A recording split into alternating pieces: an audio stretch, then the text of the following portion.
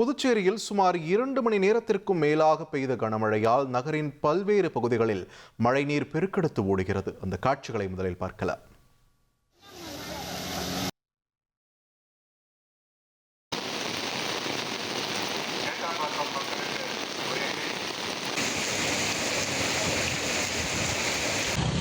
தொடர்ந்து கூடுதல் விவரங்களுடன் இணைகிறார் எமது செய்தியாளர் எழில்.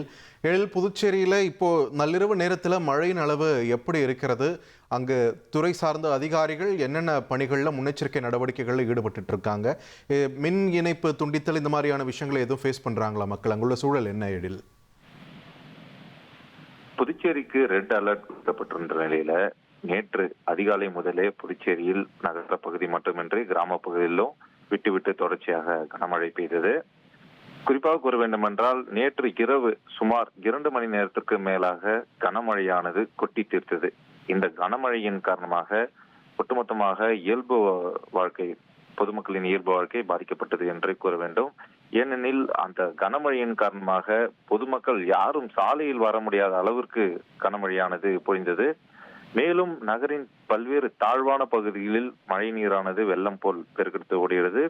ஒரு சில பகுதிகளில் வீடுகளுக்குள் இந்த மழை நீரானது உட்புகுந்தது. மேலும் புதுச்சேரியை பொறுத்தவரை எப்பொழுதெல்லாம் மழை பெய்ததோ குறிப்பிட்ட ஒரு சில பகுதிகளில், குறிப்பாக கூற வேண்டும் என்றால் கிருஷ்ணா நகர், ரெயின்போ நகர், சூரியகாந்தி நகர், பாவான் நகர் போன்ற பல்வேறு இடங்களில் தாழ்வான பகுதிகளில் இந்த மழை நீர் வெள்ளம் போல் தேங்கி நிற்கும். எனவே ஒவ்வொரு மழையின் போதும் அரசு அதனை கவனத்தில் கொண்டு ஒவ்வொரு மழையின் போதும் அந்த பகுதியில் மழை நீர் தேங்காதவாறு பல்வேறு நடவடிக்கைகளை எடுத்து வருகின்றனர். குறிப்பாக பாவான் நகர் பகுதியில் மழை நீர் தேங்காமல் இருப்பதற்காக இந்திரா காந்தி சதுக்கத்தில் புதிய வடிகால் வாய்க்கால் அமைத்து அந்த தண்ணீரை வெளியேற்றும் பணியில் கடந்த 6 மாதங்களாக நடைபெற்று வந்தது. அந்த பணியானது தற்பொழுது முடிவடைந்த நிலையில் பாவான் நகர் பகுதியில் தற்பொழுது மழைநீர் தேங்காமல் ஓரளவுக்கு உள்ளது. குறிப்பாக கூற வேண்டுமென்றால் தொடர் மழை பெய்தால் புதுச்சேரியின் பல்வேறு பகுதிகளில் இந்த மழை நீரானது தேங்குவதற்கான வாய்ப்பு உள்ளது. இருந்த போதிலும் 2 மணி நேரம் பெய்த இந்த கனமழையின் காரணமாக நகரின் பல்வேறு பகுதிகளிலும் இந்த மழை நீரானது தேங்கியது. மேலும் புதுச்சேரி அரசு சார்பில், குறிப்பாக பொதுப்பணித்துறை சார்பில் இந்த தாழ்வான பகுதிகளில் ராட்சத மோட்டார்கள் ஏற்கனவே பொருத்தி வைத்துள்ளனர். ஏனெனில் அந்த மழை நீரானது வீடுகளுக்குள் உட்படாமல் இருப்பதற்காக அந்த தாழ்வான பகுதியில் உள்ள நீரை வெளியேற்றி வேறு பகுதிகளுக்கு அனுப்புவதற்கான பணிகள் தொடர்ச்சியாக ஈடுபட்டு வருகின்றனர்.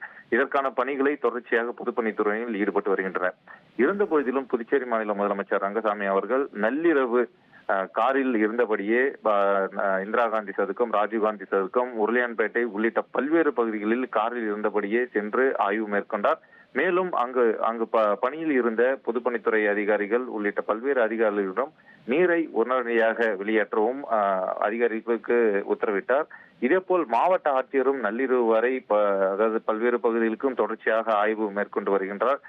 மேலும் புதுச்சேரியில் தற்பொழுது மழையின் அளவு குறைந்துள்ளது. விட்டு மழை பெய்து வந்த நிலை கிட்டத்தட்ட ஒரு 2 மணி நேரத்திற்கு மேலாக தற்போது இந்த மழையின் அளவானது குறைந்து வருகிறது.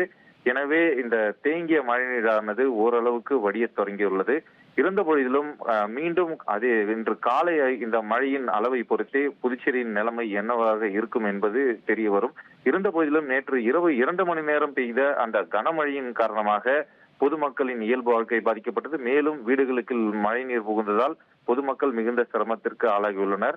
ஒருபுறம் மாவட்ட நிர்வாகம் பல்வேறு முன்னெச்சரிக்கை நடவடிக்கை எடுத்திருந்தாலும் பொதுமக்கள் தங்களுக்கு தேவையான பொருட்கள் உள்ளிட்ட பாதுகாப்பு சாதனங்களை வைத்துக் கொள்ள வேண்டும் என மாவட்ட ஆட்சியர் அறிவுறுத்தியுள்ளார். இதேபோல் தேவையில்லாமல் அத்தியாவசியமின்றி வீட்டை விட்டு வெளியே வர வேண்டாம் என்ற ஒரு உத்தரவையும் மாவட்ட ஆட்சியர் தெரிவித்துள்ளார். இப்படி ஒட்டுமொத்தமாக புதுச்சேரி மாநிலம் முழுவதுமாக இந்த கனமழையை எதிர்கொள்வதற்காக அரசு நிர்வாகம் முழு முயற்சியில் ஈடுபட்டு வருவது குறிப்பிடத்தக்கது. நன்றி எழில்குமார், உங்களுடைய விரிவான தகவல்களுக்கு. தமிழகம் மற்றும் புதுச்சேரி 2 பகுதிகளிலுமே பல்வேறு மாவட்டங்களில் வடகிழக்கு பருவமழையின் தாக்கமானது தொடர்ந்து ஏற்பட்டு வருகிறது. இந்த நிலையில் புதுச்சேரியில் இந்த பெருமழையால் ஏற்பட்டிருக்கக்கூடிய பாதிப்புகள் குறித்தும் அங்கு எடுக்கப்படும் நடவடிக்கைகள் குறித்தும் எமது செய்தியாளர் எழில்குமார் வழங்கிய தகவல்களை கேட்டும். இனி செல்லும் இடமெல்லாம் செய்தி. தந்தி டிவியின் வாட்ஸ்அப் சேனலை ஃபாலோ பண்ணினா செல்ல இருக்கும் இடமெல்லாம் செய்தி. இதோ QR கோட் இப்பவே ஸ்கேன் பண்ணுங்க. ஃபாலோ பண்ணுங்க.